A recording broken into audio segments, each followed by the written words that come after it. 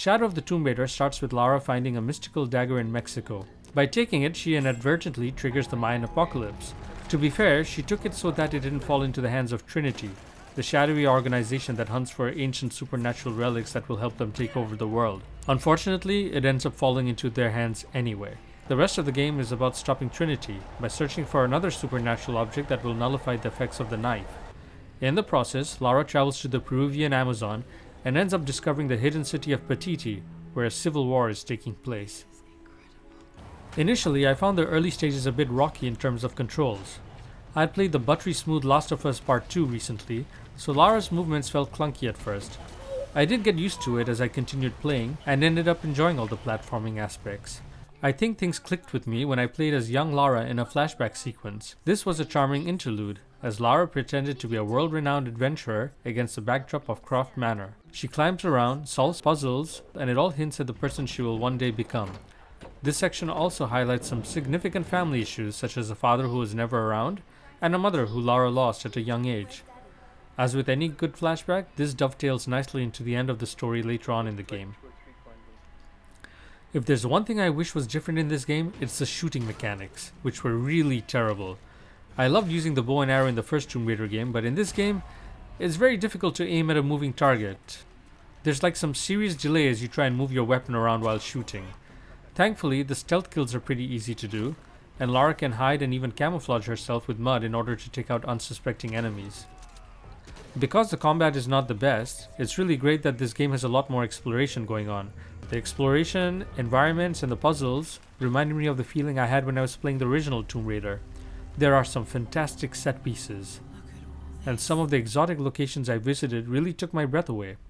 There's a good amount of tombs in the game, more if you get the DLC ones. I really enjoyed the puzzles. Nothing was ever too tough, and I don't remember spending a significant amount of time on any of them. They were just right. Some definitely had head-scratching moments until everything clicked into place.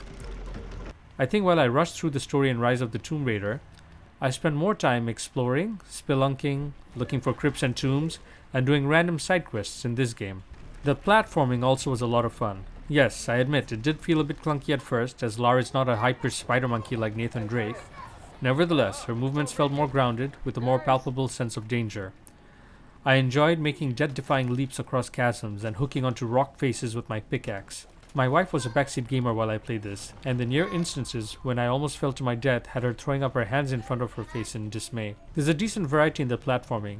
Some are straight up get from one spot to the other scenarios, while others involve a desperate fight for survival as all hell breaks loose around you. And while I prided myself on doing extraordinary feats in platforming, I did die a lot. A lot. Usually just trying to do one simple thing. The sound design in this game is awesome. At times it's super creepy as you can hear growls or snarls without knowing where they are coming from. It definitely adds to the overall fear factor when you're exploring a tomb and don't know what to expect. Sometimes I think they just put the sounds in there to freak the player out, although the game does have some animals that attack you, such as jaguars, wild dogs, and wolves. The creepiest sounds came from a humanoid race that factors into the story late in the game, and my wife was too freaked out to watch these parts.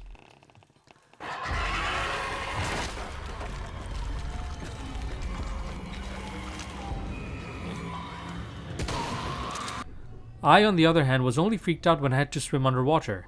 There is a lot of swimming in this game, and that's not a fun thing for a person who has a phobia about sharks, crocodiles, etc. Luckily for me, I only had to contend with a few moray eels and piranhas, and the majority of the underwater parts were without incident. The skill tree is kind of insane at first, as you can put the skill points you get from gaining XP towards 3 different categories. For instance, you can learn to craft different types of ammunition, you can learn different combat techniques, etc. You can also get a lot of different outfits, which is cool. In fact, you can go through the whole game looking like previous incarnations of Lara if you wish, although the game does force you to choose particular outfits in the later stages. All in all, I really enjoyed my time with Shadow of the Tomb Raider. By the end of the game, Lara Croft has finally emerged as the Tomb Raider we all know and love. Crystal Dynamics is already planning the next installment in the Tomb Raider franchise. It will be a game that will unify the timelines of the reboot series and the original games. The game is not likely to come out anytime soon, but we also have a Tomb Raider Netflix anime series and the next feature film on the horizon to look forward to.